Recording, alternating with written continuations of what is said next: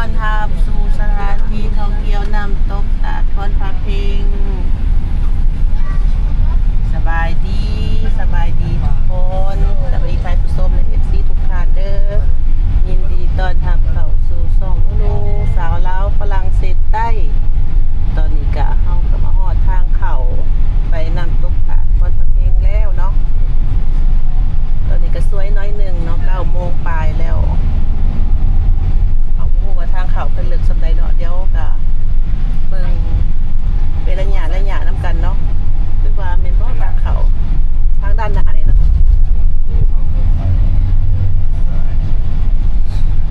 ด้านค่ะเพิ่นมีวัดโพสีมณีโคตร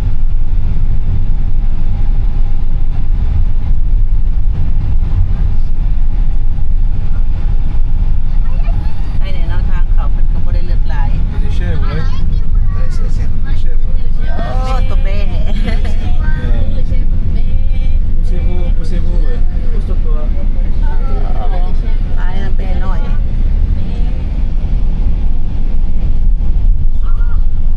สวนอุทยานน้ำตกตาดคอนพาเพงเขาได้จ่ายค่าพี่บ่ค่าผ่านเท่าใดนี่40,000 กีบ เท่าไหร่ สบายดีเด้อค่าพี่ผ่านเท่าใดเนาะ40,000 กีบเนาะมาจ่ายบ่จกให้แน่ยังทีเข้าไปก่อนพอเพลง เดี๋ยวเฮามีก็ได้40,000 กีบพอบ่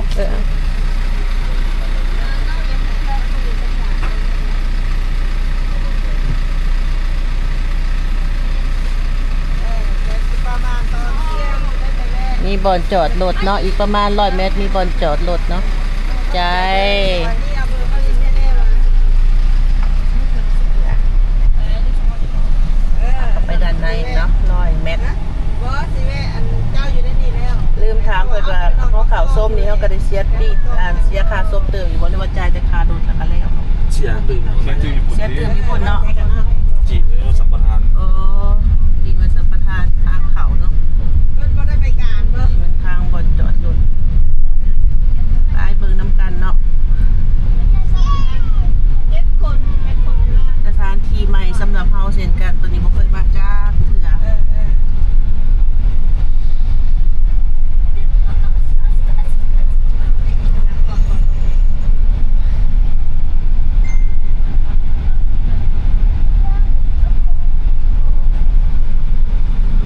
เรือล่ม ตอนนี้เฮาก็เข้ามาฮอดทางด้านในแล้วเนาะเพิ่นก็มีห้านอาหารหลายห้านอยู่เนาะเรียนยายกันอยู่นี่โดยยังบ่ได้เอาเด้อลูกเด้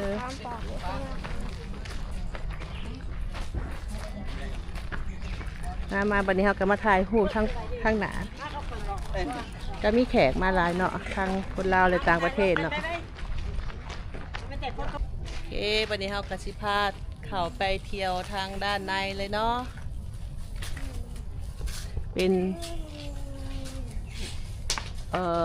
น้ำตกตาดคอนพะเพงเนาะสวนเป็นแต่อีต้นตู่นี่มันหน่อยเพิ่น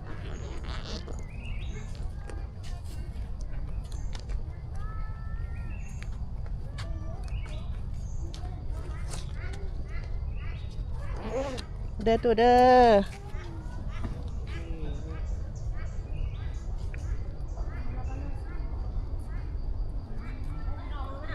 ลมเย็นดีเนาะ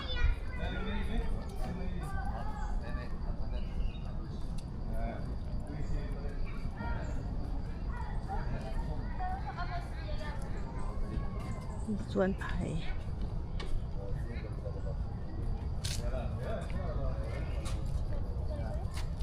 ใครต้องการไปห้องน้ำ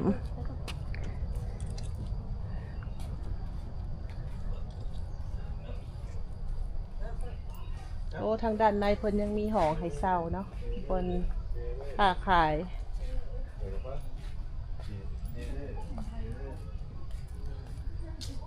มี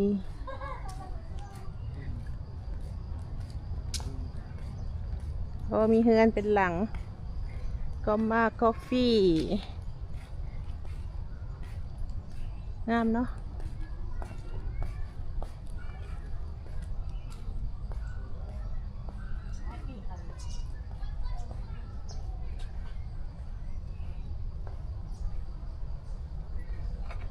เป็นเฮือนให้เศร้าเนาะ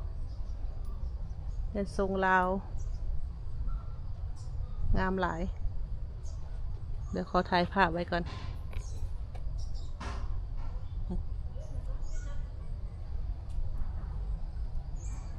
ออกคืน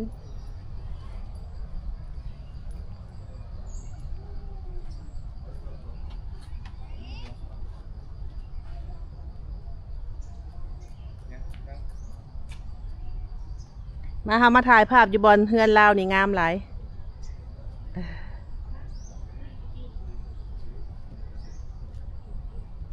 เปิดจัดสวนงามเนาะเกิดเป็นธรรมชาติดีก็เปิดปลูกไว้เป็นบอนเห็ดเวียกบ่จะนี่บอนในใจของการเนาะ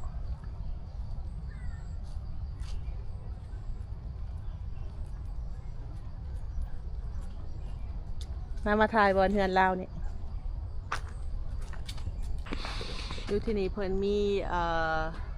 หอไหวต้นไม้มณีโคตรเนาะมีห้านกาแฟมีห้านอาหารแล้วก็ส้มน้ำตุ๊กตาดเนาะก็มีห้องน้ำไว้บริการไป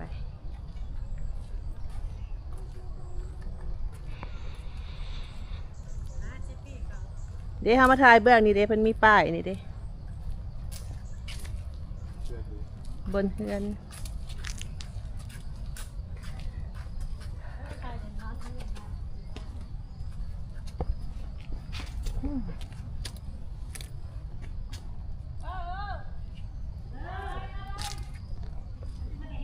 มาใจปี้เนี่ย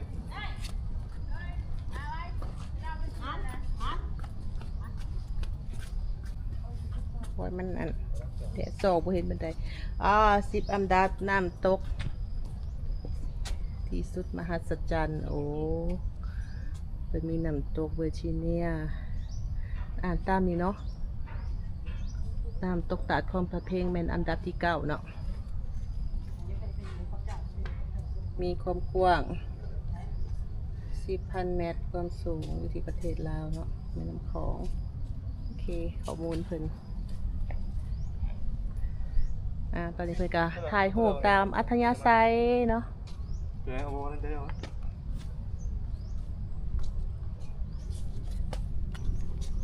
โอ้ก็สเก็ตอีฟิชชู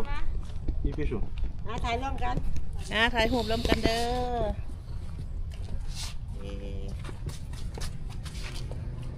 เห็นมันเนาะเห็นมันเนาะเดี๋ยวผมแสดงมั้งเห็นมันเนาะวันเตอยกมือเด้โอเคเอาไป10 ปีได้ดิ เดี๋ยวเราไปซื้อปี้เนาะซื้อปี้ผ่านเมื่อกี้นี่จ่ายค่ารถเขาเนาะวันนี้จ่ายค่าคนเขาตามคิว พี่เธอลูก อ้าวบันไดอ๋อพี่ข้างหน้าพี่ผมเป็นเพิ่นเป็นอัปปี้ถ่ายได้อยู่เนาะ ขออนุญาตเด้อวันวัน1 33รวมแท็กเด็กน้อยเด้ เด็กหน่อยคนแต่เสียตี เด็กน้อยจักปี เด็กหน่อย2 คนเราบ่ต้องอะไรจักปี2 คนเอาแต่ผู้ใหญ่ก็6 คน 6 ปี 6 ปี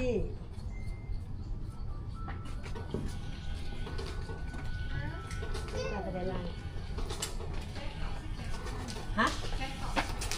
เท่าได้ก็ เดินก่อนที่ เศษเกิด4,000แม่เพิ่นจ่ายคนละ33,000 กีบเนาะ190,000 เดินก่อน18ตอนนี้ 98,000 198,000 แต่เอาเลย 198,000ไป จะ แม่จะบุรีระวังตัว ปล่อยบ่ ระวังตัวขาดเลยระวังตัวใครเจ้าจะปิ้ง โอ้โห Allez, on y va. ไปแม่เข้ามา ตายเฮา Ah, mais tu le disais. Oui, mais bien, tu disais. ต่อมาเดี๋ยวหน่อย Moi, je sais pas, moi, je pensais. Je te l'aurais pas. ได้ค่ะปีเรียบร้อยแล้วเนาะไปย่างเลาะบัดนี้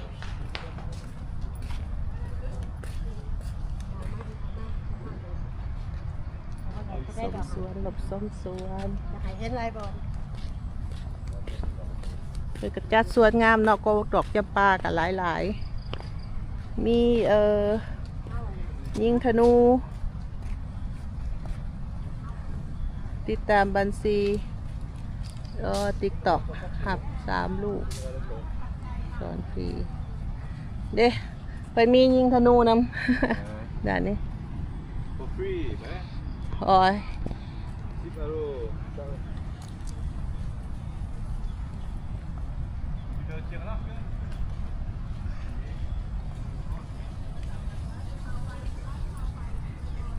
เพิ่นเฮ็ดสวนห่มดีเนาะย่างกะบ่ฮ้อนหลายพอดีใส่หมวกกันแดดน้อยหนึ่ง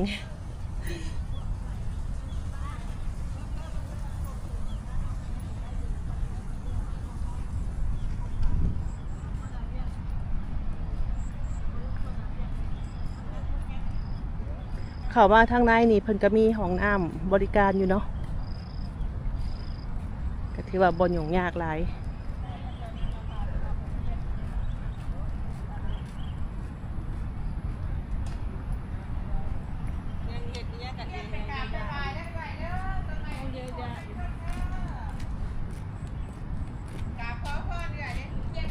ตัวนี้แมนศูนย์ข้อมูลต้นไม้มณีโคตรเนาะเดี๋ยวเราสีพาไปเบิ่งรูปภาพต้นไม้ศักดิ์สิทธิ์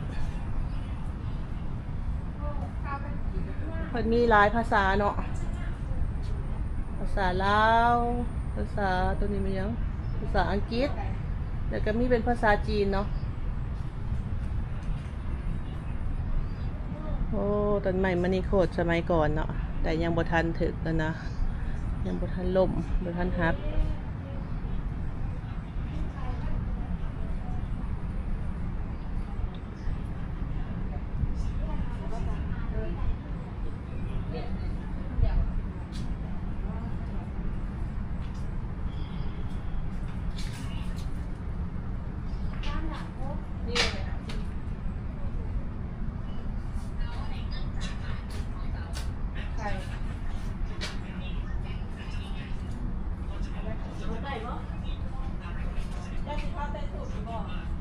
ใส่มั้ง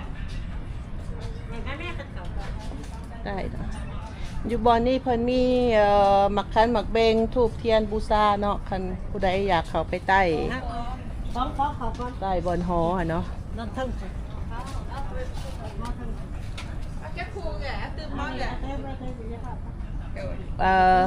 บูชาเท่าใดหั่นนะคันหมัก กีบเด้อ ฮะครูหนึง20,000กีบเนาะ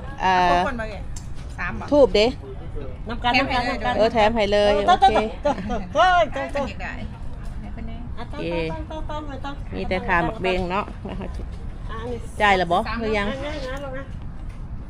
เป็นเท่าใด นั่งจ่ายแล้ว จ่ายแล้ว ซาก็เป็น40อันนี้ชุดนึงก็เป็น60 พอแล้ว แล้วกระ3คนจะเจ้ามาจะฟ้องกันดิ จับทูบให้เด้จับทูบให้เด้เอาตัวบ่มีอันตัวบ่มีเทียนให้เด้แล้วให้ร้านให้ได้จับน้ำตัวบ่ใหม่เอาให้ร้านเน่ตัวบ่ใหม่โอเคจับเอาลูกขอบใจไหมจุดใหม่มันบ่ใหม่ปานใด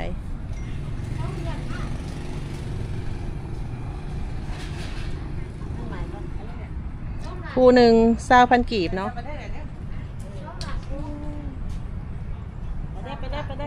ไปลูกปะเป่านะแม่มันใหม่แห้งค่ะ ไอ้แม่เนี่ยจะลวกนะจะเอาไปให้จับเอาลูกไป นี่ขึ้นนี่บ่ปลาเรายางยางโลด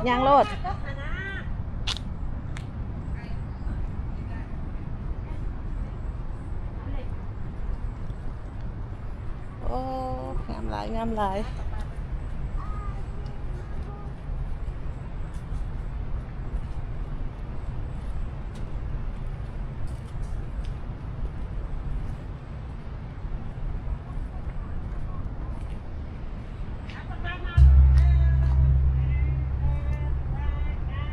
มาฮอดแล้วเนาะบอนต้นไม้มันนี่โคตรต้นไม้ซักซิดเนาะเดี๋ยวเฮากับสิไหวคันหมักเบงก่อนเนาะแล้วจังได๋เฮาจังสิทายอ้อมๆให้เบิ่งเดี๋ยวสิขึ้นไปไหวก่อน ซิสอาเอาลูกจับได้เลยตัวนี้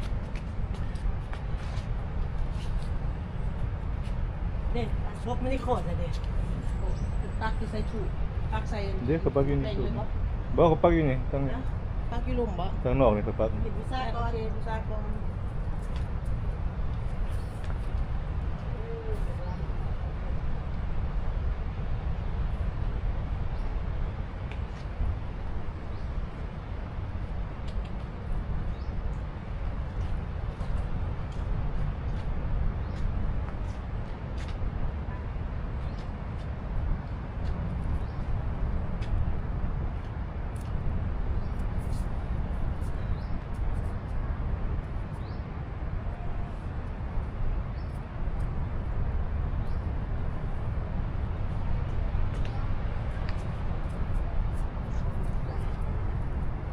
ปักถูกอยู่ทางหลงเนาะ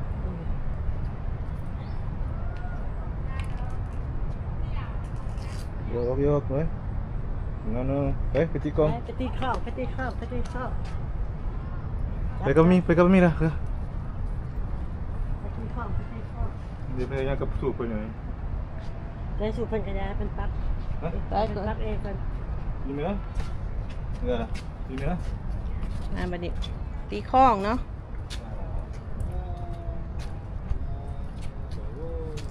Ya, ketikong. Boom boom. Pegang mi.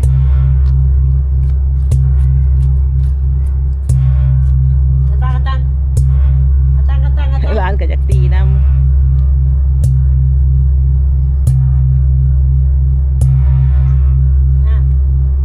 โอ้ยย่อได้ป่ะย่อได้ป่ะ ำจับมือเราซอยเราเด้ จับมาใส่พี่ไม่ใส่พี่เห็นแล้วสามเตือก็ได้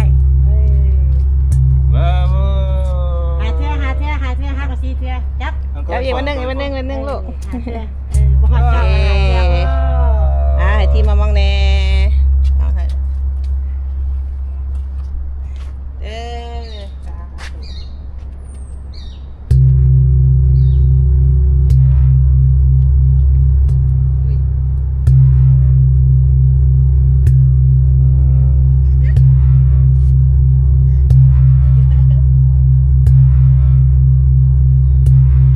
โอเคเอาเสื้อดี เก้าเนาะพอดีครบแล้วถูกพอดีเนาะ Ha, cabruk.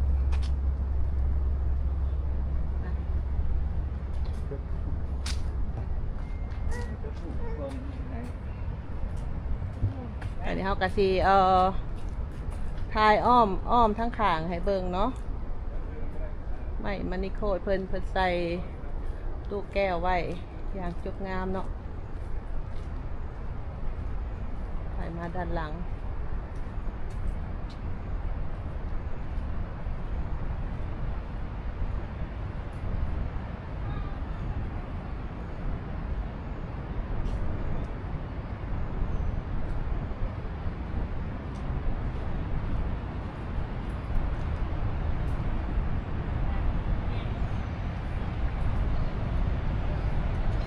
เพิ่นมีทางลง4 แจเนาะเพิ่นเฮ็ดหัวคันได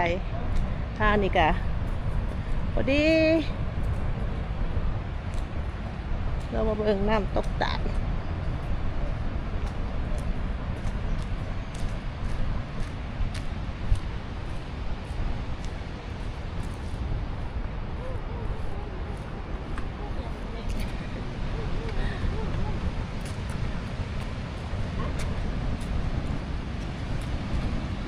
ระวังมือเด้อ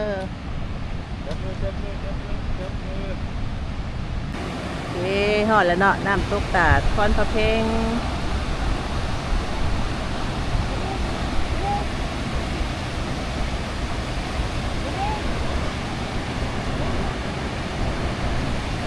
เฮาบ่ได้เข้าไปบ้านนากระสังไปรีพีเนาะเพราะว่าเขามีเด็กน้อยครับบ่อยากขี่เรือขามน้ำ ก็เลยมาหอดแต่น้ำตกก้อนพระเพงนี่เนาะ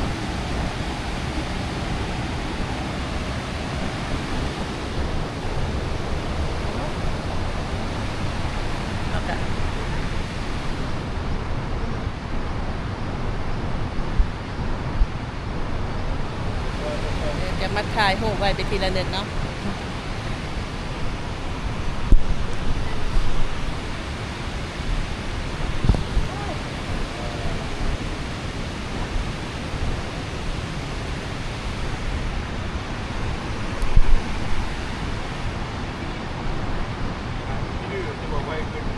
ทางด้านในเพิ่นจะมีอาหารกาแฟอาหารเครื่องดื่มเนาะบริการคือกัน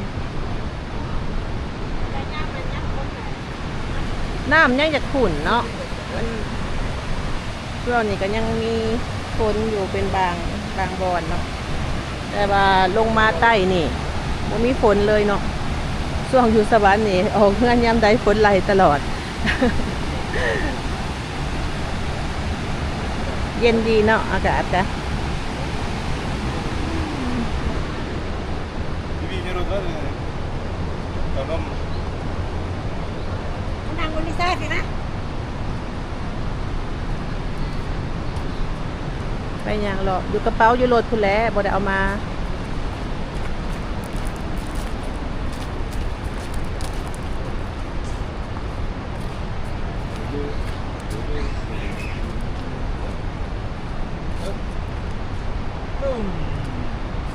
มันมีจุดนางลินถ่ายรูปหลายบอนเนาะ Mami? ไปขี่บาลองซัวกันมามีเลยบาลองซัว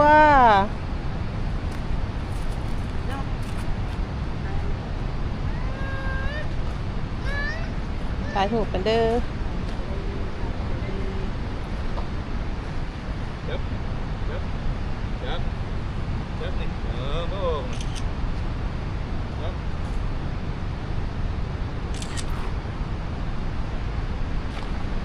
ได้ต้องกระโดด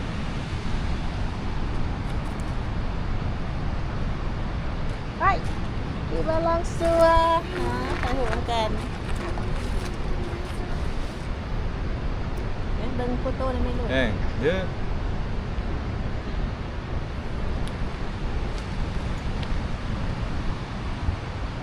อันด้านในก็มีบอนยางเลาะส้มตื่มเนาะเดี๋ยวเรากสิพาเขาไปเบิ่งว่ามีอย่างทางด้านใน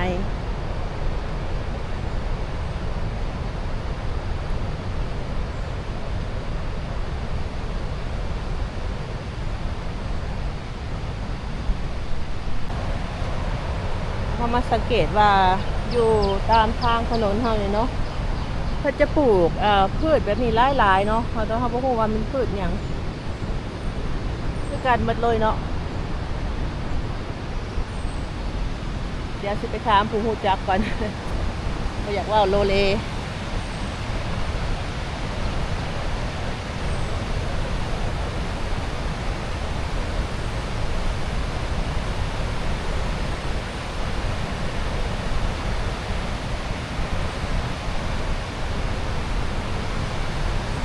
ตอนนี้เขากันยางอ้อมแคมน้ำตกนี่เนาะเป็นทางยางให้เขาสะดวกสบายโอ้แล้วก็เพิ่นมีมุมนี่เนาะจุดชมวิวนี่น้ำลายเนาะแล้วเราก็สิลองเก็บภาพเลย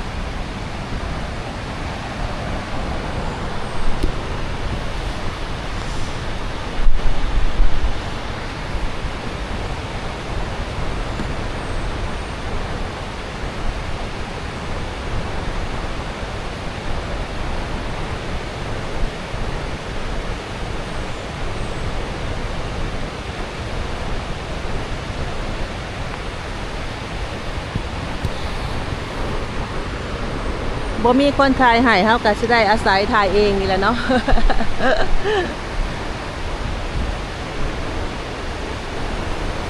บ น้อยหนึ่งเนาะ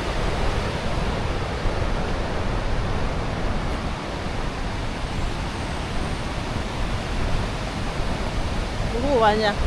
บ่ฮู้ว่ามันจะสุดบอนใดเนาะ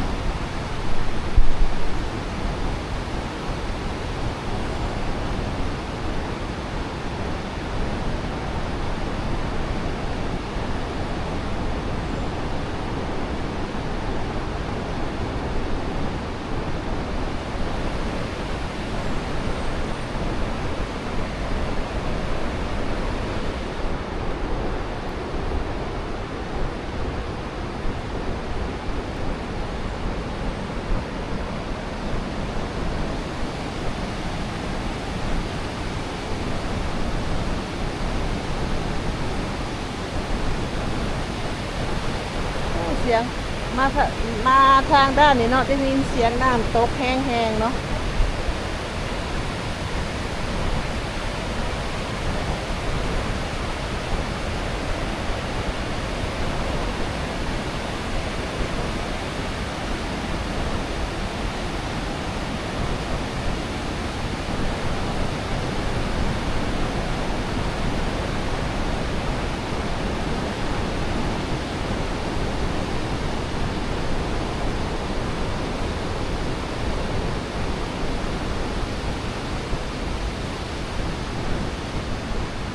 โอ้เขาเห็นป้ายทางด้านหน้าแล้ว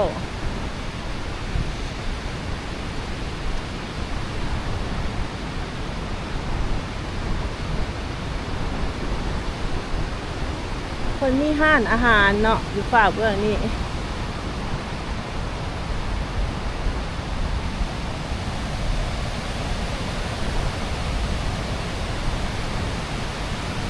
เป็นห้านอาหารเนาะนางสมน้ำตกเรื่องนี้ก็เป็นศาลาลุมชมวิวเนาะตามป้ายเพิ่นบอกเดี๋ยวเขาจะเฮ็ดภาพสูงให้เบิ่งเนาะ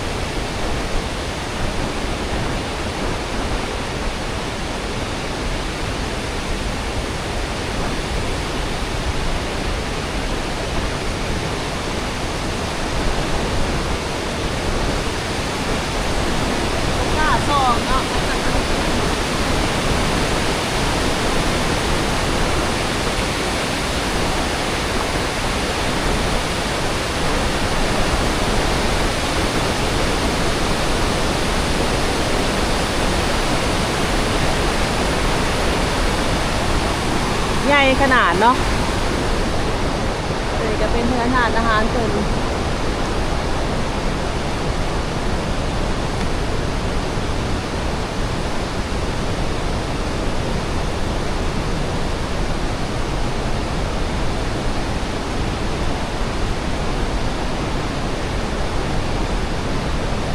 มีทางด้านในไปอีกเนาะ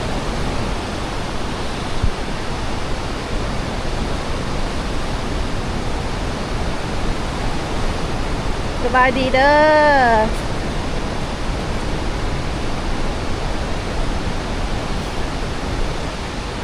โอ้ด้านหน้าเขาก็เห็นพวกต่างประเทศเพิ่นมาพักจอดถ่ายรูปอยู่นี่เนาะใช่แน่ เขาก็ว่าเสียวอยู่ยางอยู่ผู้เดียวคือว่าพอเห็นไผเลยทุกคนมาเป็นกรุ๊ปทางนี่เนาะทางเรื่องนี้ก็มีศาลาคือกัน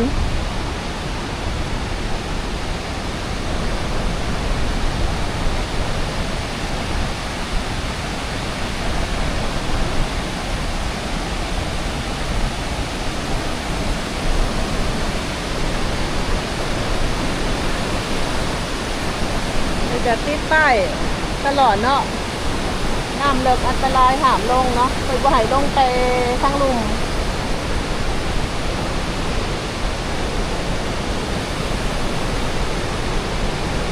ถ้ากับชิคอเก็บภาพถ่ายโหนำเลยเนาะ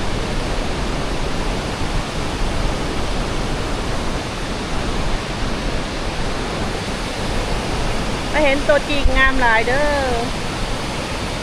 ไปซูมเขาให้เบิ่ง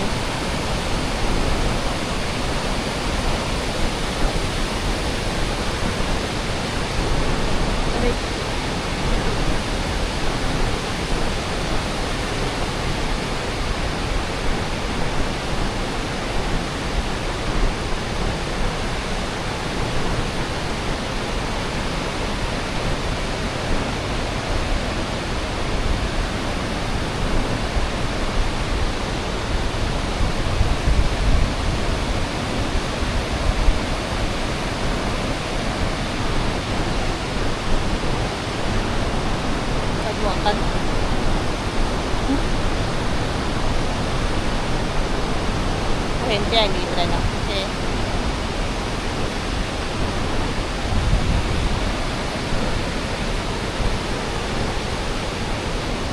แล้วก็ยังมีศาลาอีกเบื้องนั่นเนาะจุดชมวิวเพิ่นมีหลายบ่อน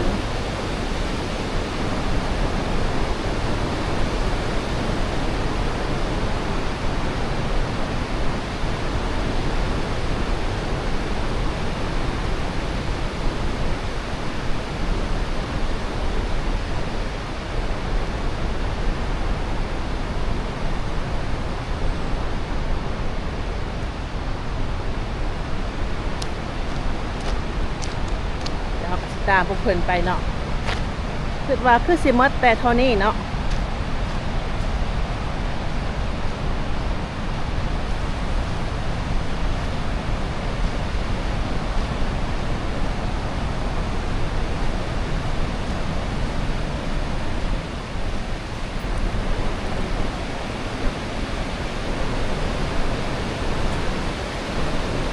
ศาลายุคที่3เนาะเบื้องนี้แห้งเห็นไก่เลยงามหลายเนาะ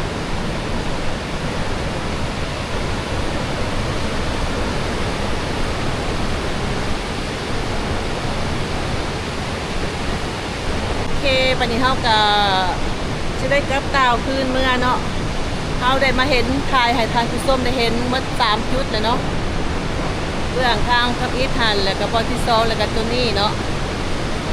นี่แมนเห็นแจ้งกระมูเลยเนาะจะได้ถ้าบ่มีกล้องใหญ่คือเพิ่นเนาะนำมาถ่าย เดี๋ยวจะกลับไปคืนบนเก่ากันเนาะ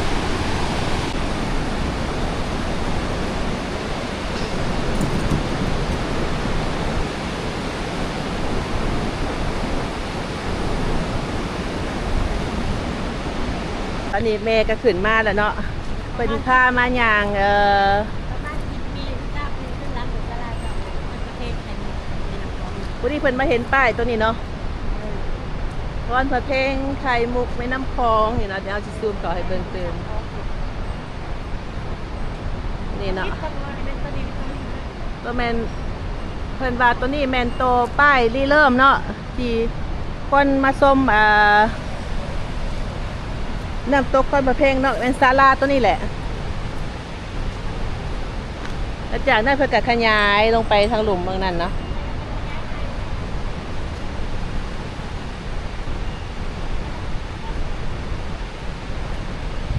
ศาลาที่เฮาทายเมื่อกี้เนี่ยเนาะครับอีทว่า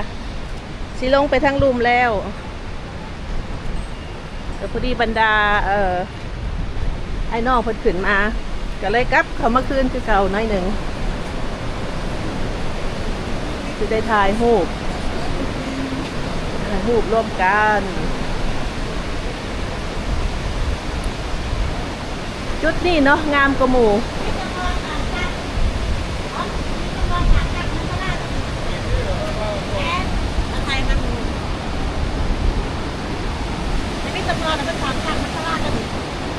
เดี๋ยวถ่ายรูปให้เพิ่นกันเด้อ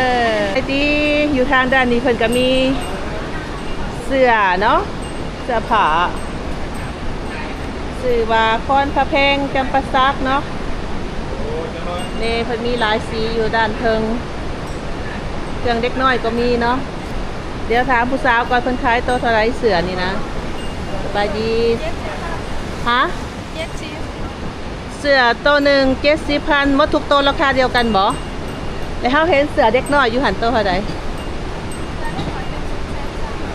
สุดเท่าไหร่ก็สุดแสนซาวเพิ่นอยากเว้าคอยหน่อยหนึงเนาะเพิ่นอายกล้อง นี่เนาะมีไส้น้อยสำหรับเด็กน้อยเนาะยิ่งผู้ชายใส่น้ำกันได้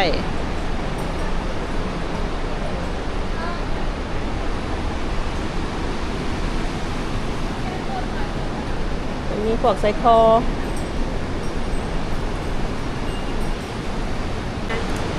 เอาถ่ายรวมกัน